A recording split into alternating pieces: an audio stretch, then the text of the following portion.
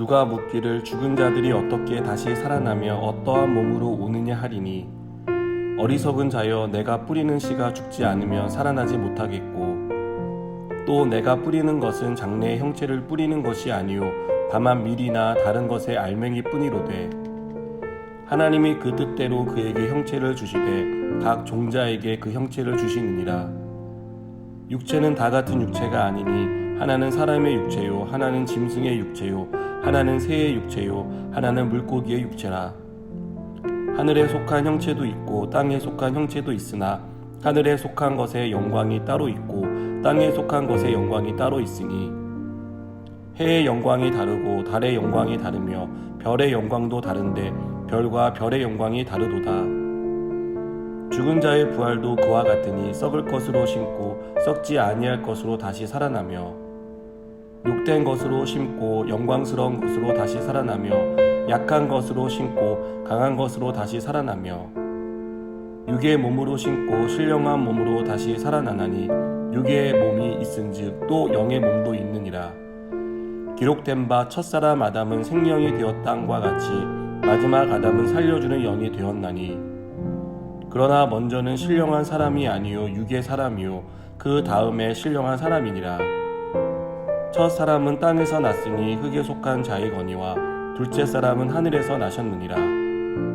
무릇 흙에 속한 자들은 저 흙에 속한 자와 같고 무릇 하늘에 속한 자들은 저 하늘에 속한 이와 같으니 우리가 흙에 속한 자의 형상을 입은 것 같이 또한 하늘에 속한 이의 형상을 입으리라. 아멘. 현재의 삶은 우리가 보고 듣고 피부로 느끼는 현실입니다. 현실이 어려울수록 우리는 내일에 대한 기대나 소망이 낮아지는 것을 보게 됩니다. 부활의 몸으로 다시 변화될 우리의 미래에 대해서 기대를 가져야 하는데 그런 기대를 갖는 것에 대해서 우리에게 심각한 어려움을 겪게 만듭니다. 여러분, 부활은 단지 우리가 다시 사는 것을 의미하지 않습니다. 부활은 우리의 모든 것이 새롭게 변화될 것에 대해서 말씀합니다. 우리가 다시 있게 될 부활의 몸은 이전과는 완전히 다른 새로운 몸이 될 것을 바울은 오늘 말씀을 통해서 우리에게 설명합니다. 42절 이하의 말씀을 보시면 썩을 것으로 심고 썩지 아니할 것으로 다시 살아난다라고 말합니다. 우리는 썩을 몸을 입고 태어났습니다. 육체가 아무리 건강해도 세월이 지나면 쇠락해지지 않습니까? 그리고 어느 누구도 예외 없이 모든 사람들이 다 죽음을 맞이하지 않습니까? 그래서 우리 몸은 영원히 남지 않고 결국 흙으로 돌아갑니다. 그러나 부활의 몸은 영원합니다. 우리는 썩지 않는 영원한 몸으로 부활할 것입니다. 둘째로 바울은 욕된 것으로 심고 영광스러운 것으로 부활한다라고 말합니다. 우리는 악하고 추하며 몸으로 행하는 일들이 하나님의 영광을 가리는 그런 삶들을 살아왔습니다. 그러나 이런 우리도 부활의 몸을 입게 될 것입니다. 셋째로 바울은 약한 것으로 심고 강한 것으로 다시 살아난다라고 말합니다.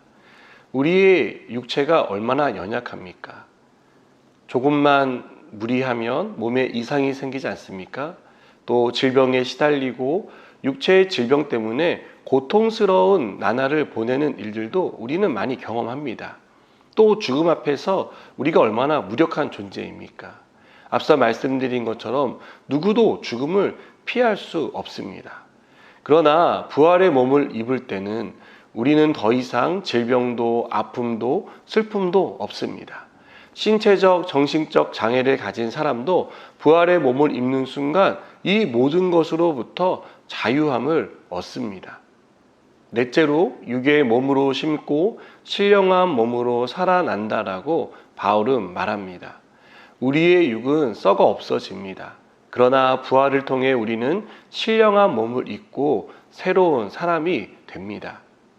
여러분, 오늘 말씀은 부활이 우리에게 새로운 삶을 허락한다는 것을 보여줍니다. 우리는 이전과 다른 전혀 새로운 그런 삶을 살게 될 것입니다. 더 이상 한계도 없고 아픔과 고통이 없는 곳에서 새로운 몸을 입고 하나님의 영광 가운데 들어가는 그러한 은혜와 축복을 받는다는 것을 우리가 꼭 기억했으면 좋겠습니다. 우리가 부활을 기대하고 기다리는 이유는 우리의 존재가 새롭게 변화될 것이기 때문입니다.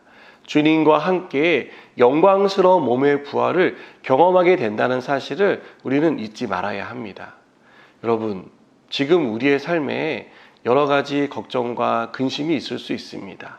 이것 때문에 우리의 현실의 삶이 너무 팍팍하고 힘들고 견디기 어렵다라는 그런 마음이 있을 수 있습니다.